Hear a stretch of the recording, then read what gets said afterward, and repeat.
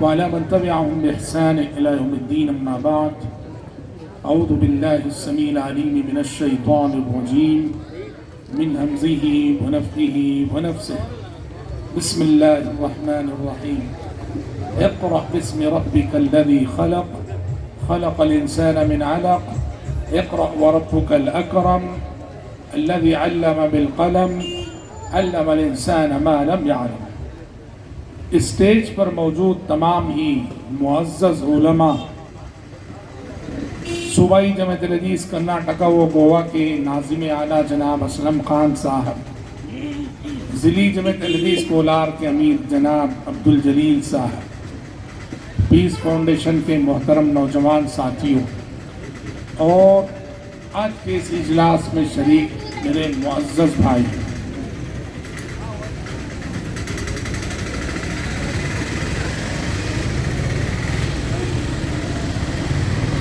Bank Narsapur کے اس اجلاس میں حاضری دے کر بہت دلی مسرت کا احساس ہو رہا ہے۔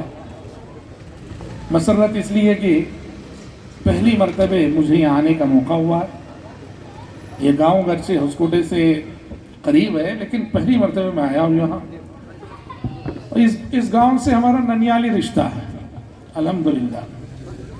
اچھا، خوشی اس لیے نہیں کہ ننیالی رشتہ ہے، اس لیے نہیں، اس گاؤں میں آ کر خوشی اس لیے ہو رہی ہے کہ آپ سب جانتے ہیں بیل نرساپور کا یہ گاؤں، اس کا ماضی کیا رہا، کیسا رہا۔ یہ وہ گاؤں ہے جو کیا کہیں، یہاں سے کبھی کوئی پازیٹیو خبر سننے کو نہیں ملتی تھی، سمجھ رہے نا؟ ہاں، میں سمجھ رہے، جاننے والے جانتے ہیں سب۔ دو گاؤں ہیں، ایک ہے کڑگے نلی اور ایک ہے بیل نرساپور، دونوں سے ہمارا ننیالی رشتہ۔ یہاں سے کبھی کوئی پازیٹیو خبر سننے کو نہیں ملتی تھی، کوئی مثبت خبر سننے کو نہیں ملتی تھی، سمجھ رہے؟ اللہ رحم۔ ایک ہمارے استاد تھے جامعہ میں عمر آباد میں، ان کا گاؤں تھا، ان کے گاؤں کا نام تھا مینمبور۔ یہ تمل ناڈو میں ایک گاؤں ہے سنجی کے بازو یہ گاؤں ہے مینمبور۔ اب مینمبور بھی ایسا ہی گاؤں تھا جہاں سے کبھی کوئی اچھی خبر سننے کو نہیں ملتی تھی، بس یہی آج اس کا جھگڑا ہوا، آج اس نے اس کا مرڈر کیا، آج اس نے اس پہ حملہ کیا، وہی خبریں۔ تو ہمارے استاد نے اپنی ہی بستی کے سلسلے میں ایک شعر کہا، سمجھ میں، شاعر تھے وہ، انہوں نے ایک شعر کہا، فساد و فتنہ و شر میں دو گاؤں ہیں مشہور، فساد و فتنہ و شر میں دو گاؤں ہیں مشہور، عرب میں کوفہ تو ہندوستان میں مینمبور۔ کہنے کو شعر کہہ تو دیے، اس شعر کے کہنے کے بعد وہ جب بھی بستی جاتے تو بہت ڈرتے ہوئے داخل ہوتے بستی میں، وہ سمجھ رہے۔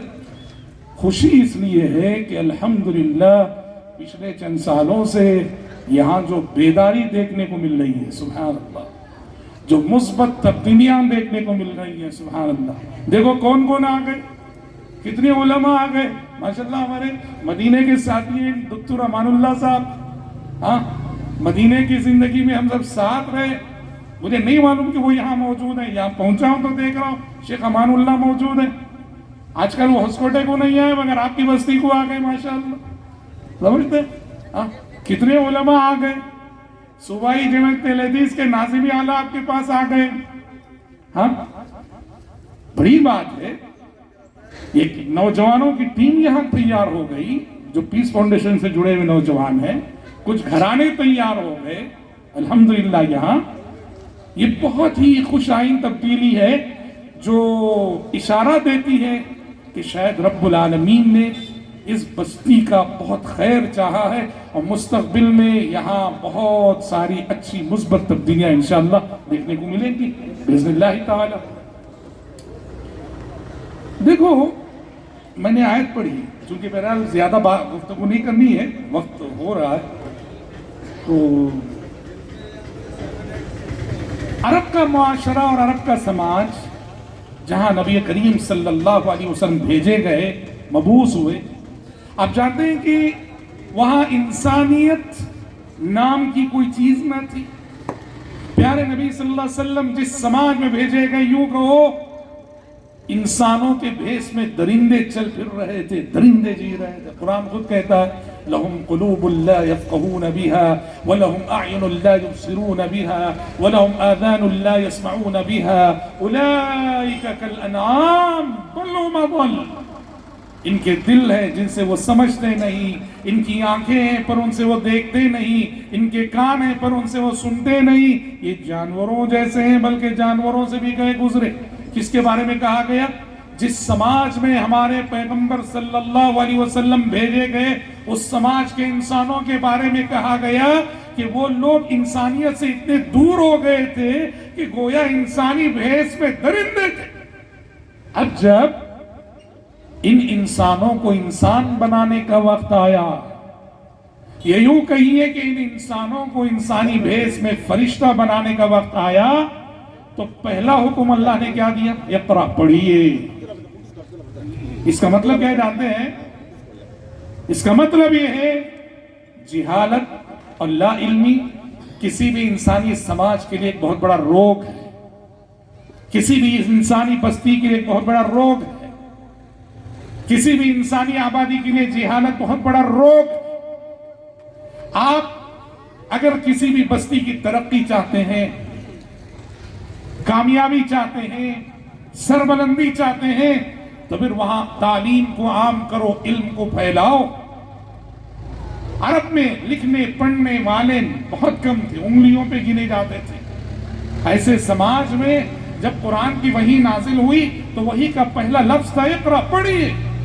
تو مطلب یہ ہوا کسی بھی آبادی کی قسمت کو جو بدلا جا سکتا ہے تو تعلیم کے ذریعے، کتاب و سنت کی تعلیم سر فہرست، قرآن کی تعلیم، احادیث کی تعلیم، اور اس کے علاوہ دنیا کا ہر فائدہ بخش اور نفع بخش علم۔ آپ کو معلوم ہے نا، پیارے نبی نے بدر کے قیدیوں کے سامنے مسلمانوں کے چھوٹے بچوں کو بٹھا دیا تھا سیکھنے کے لیے۔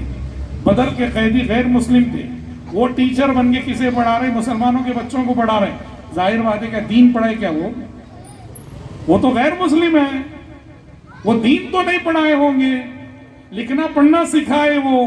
تو مطلب یہ ہوا اسلام یہ کہتا ہے کہ ہر نفع بخش علم حاصل کرو، ہر نفع بخش فن حاصل کرو۔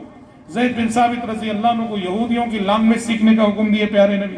یہودیوں کی ہبرو جو لینگویج ہے نا، حضرت زید بن ثابت رضی اللہ عنہ 15 دن میں سیکھ لی ہے۔ تو اس لیے محترم بھائیوں، کسی بھی آبادی، کسی بھی گاؤں کی قسمت کو آپ بدلنا چاہتے ہیں، وہاں علم کی روشنی کو عام کرو۔ علم ایک نور ہے، جہاں علم کا یہ نور آئے گا، جہالت کی تاریکیاں اور جہالت کے اندھیرے خود بخود چھٹ جائیں گے۔